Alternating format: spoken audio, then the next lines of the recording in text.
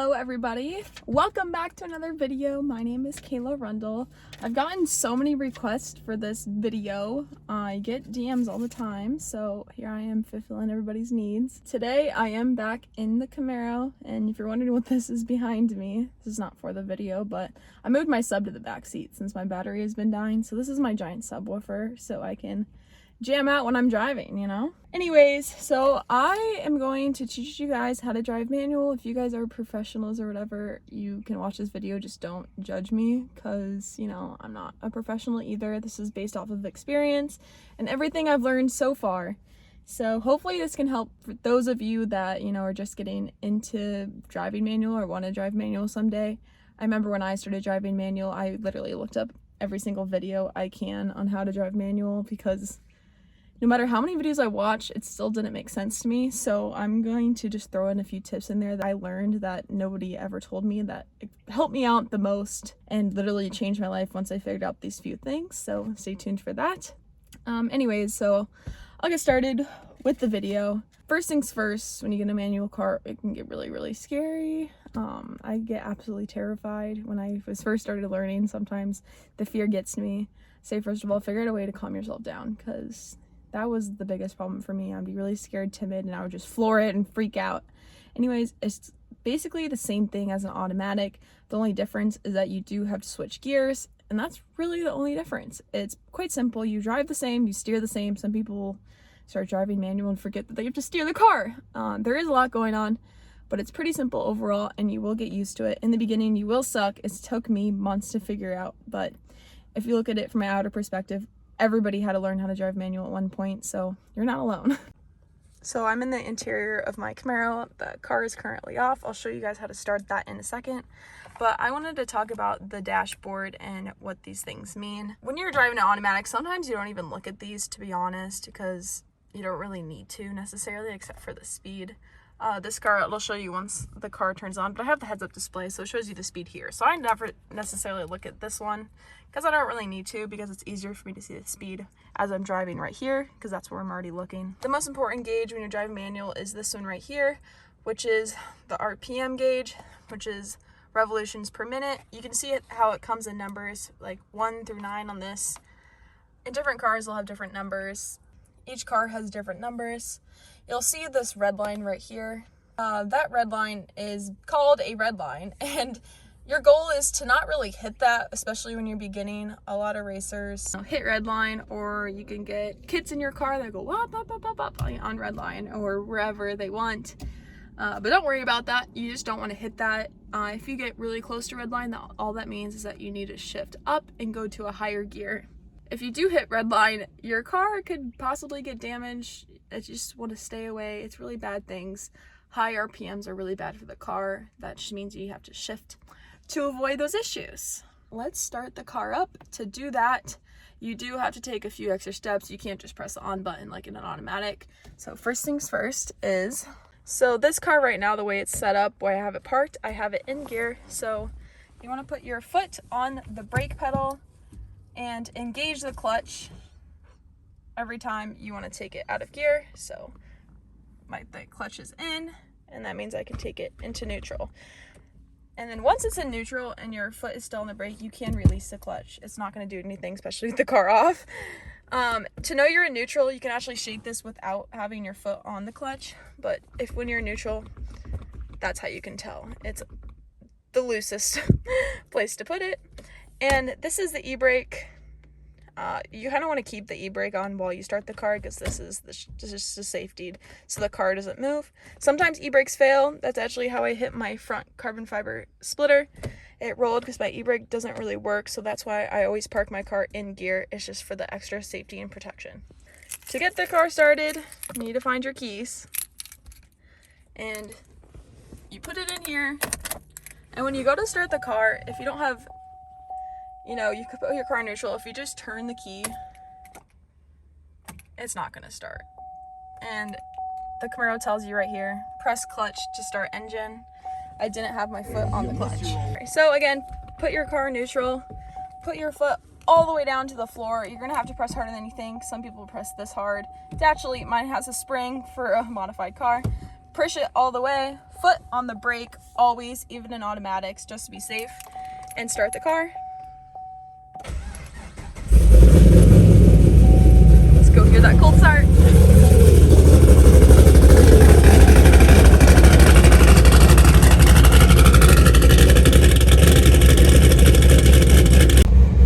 I was able to walk away from the car because the e-brake is on, so the car won't move, especially if I'm on a flat area. Now, since I am in a built car, you do have to let the car warm up for quite a bit, usually around, they say around 30 seconds. I sometimes wait a couple minutes, just depends on how cold the day is. I'm in Arizona, so it's 97 degrees. I don't have to wait that long right now. This is your oil temp right here. It's already pretty warm. Usually it starts way below the tach, but it's a pretty hot day out.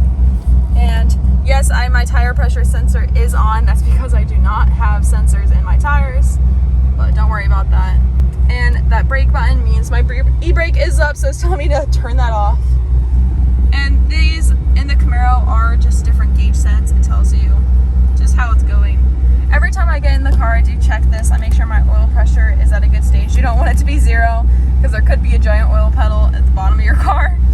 And your turn stemp, you know, as long as it's up there, it will get hotter the more you drive. It's kind of cold right now, but the oil temp's the most important to get that to warm up a little bit before you drive. As you can see, I have a really nice tune. My car idles at 1,000 RPMs. When it idles, that just means the car is on. That's what it sits at. When you're at stoplights, it'll always just sit at that one, which is 1,000 RPMs. So that's healthy. And a lot of cars, it'll sit around 750 RPMs. I do want to explain to you guys these pedals. So, how do you guys like the shoes, by the way? Sorry, my carpet's kind of dirty. This is the gas pedal on the right. This is the normal brake pedal. This is what you're probably used to when you drive an automatic car.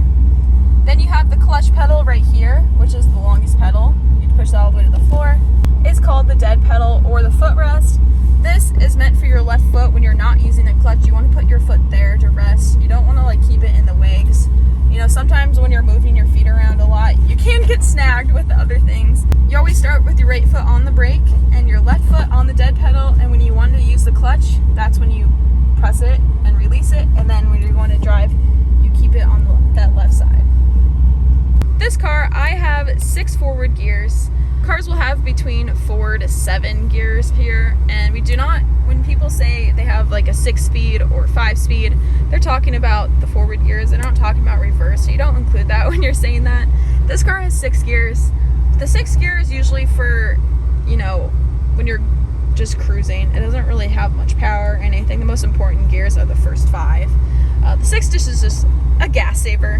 When you get in a car, put your foot on the clutch and hold your foot on the brake, and just kind of work your way through the gears and just feel where they're at, because you don't want to get in the wrong gear as you're driving. Look, I just went into reverse. When you're driving, it'll actually lock you out of reverse. You don't have to worry about going into 5th gear and accidentally going into reverse. Newer cars will actually lock you out of reverse, so they won't let you in when you're going on the highway speed and then you blow up your transmission. That usually won't happen. But anyways, you do just want to play with the gears. I'm playing with my left hand. Just feel where they are. My trick when it's 6 gears or even 5 gears, the way it's set up, I always know when you're in 3rd and 4th because I put it in neutral, and then all you have to do is move it directly up into 3rd, put it in neutral, and directly down to 4th. It's literally just a line. Super easy. That was the easiest way for me to figure out how I'm in gear, because I would just move it from like 2nd to neutral and then into 3rd, so I wouldn't jump into 5th or back to 1st. Super easy way. Just teaching you guys my little tricks. Sorry, this car is loud, but I want to talk to you guys about the clutch engagement point. If you're wondering what this is right here, this is my sub volume speaker and this is my security system, but that's nothing you guys have to worry about. It's just for my car personally. When you engage the clutch, you want to have your foot on the brake. You want to engage the clutch all the way in. That's when you put it in 1st gear. Put your foot on the clutch, this left one, this side, and then you kind of slowly release the clutch, and you'll feel a tension point right here. It gets really, really tough. For me, this is easy back here to press. As you bring it back, it'll get very, very tough, almost to where your leg shakes because it gets so heavy for extreme cars like this. But when you get to that tough point, that's where your engagement point is. That is where your car will actually grab the gear for you to get going. If you give your car gas in this small points in the very, very top, in the very, very by the floor, it won't move. You'll just be revving it and probably burning the clutch. So my recommendation is find that grab point, and then that's when you know your car is going to move. This is difficult to show, but what I want you to do is compress the pedal all the way, put the car in first gear, and at this point at first gear, since this car has so much torque, you don't even have to give it gas in first for it to engage, which is very, very nice. So you're in first gear. What you do is release the clutch all the way to that grab point, and the car will start moving.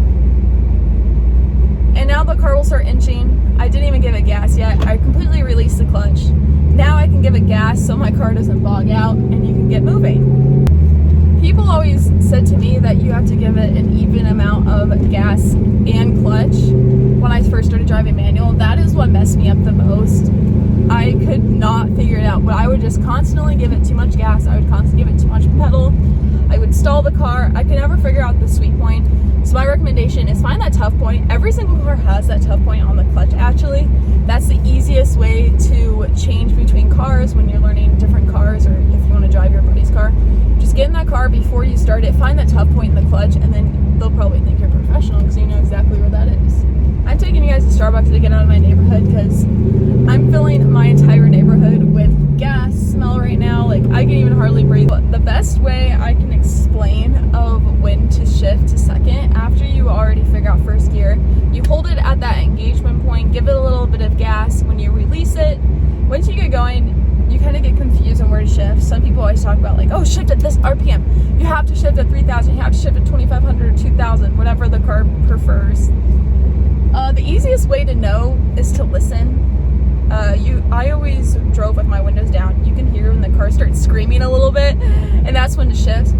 Also, when I first started learning, I would always shift at certain mile-per-hour speeds, which this obviously would differ on what car you're driving. But in this car, I would know to shift to second when I hit 20 miles per hour, and I know to shift to third when I hit 30 miles per hour, and fourth at 40, fifth at 50. And once I'm at highway speeds at like 65, 70 miles per hour, I would put it into sixth gear. That was the easiest for me because I know what mile per hours are, speeds are in this car. That was super simple. I'm sorry for those of you that do kilometers per hour. I'm not sure what that would be gear-wise, but it was super easy, and that's also a gas saver if you start shifting at those speeds. So I'm in first. I'm just holding my foot on the engagement point, and then after I feel the car grab, I give it gas, and I can get going. You can hear that scream. That's when you know you have to shift. I'm in second gear, start screaming again, third gear. And I'll start screaming again, fourth gear. It's pretty simple. If you really listen to the car, it'll tell you when you need to shift. And if you're wondering, I am on my way to Starbucks. Everybody in Chipotle right now at the window to my left is looking at my car. I love that feeling. I have to turn it off so they can hear me. Otherwise, it's just, I have to order 5 times. Can I get a venti iced matcha green tea latte? Can I get a chocolate croissant as well? Thank you. I started up.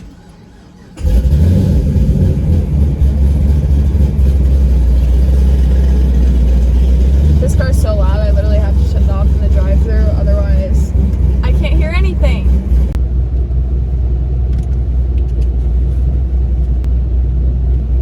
Make sure to buckle up!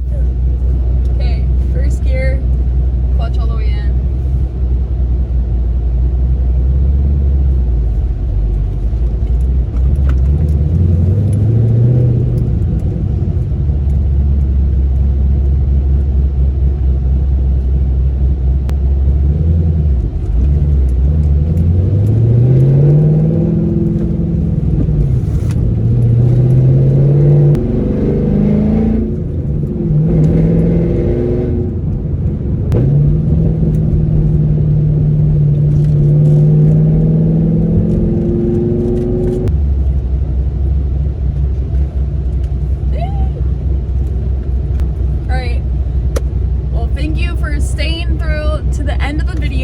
Still here.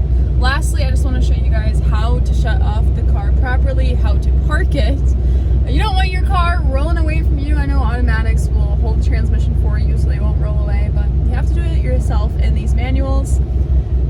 what you have to do is once you're already in neutral to a stop where you want to park it, what you do is you lift the e-brake to where it'll go. Some you release higher or lower depending on how old or overly used they are. Mine I just pull it all the way because it hardly works now because I've already yanked the crap out of it for years, which is not the thing to do.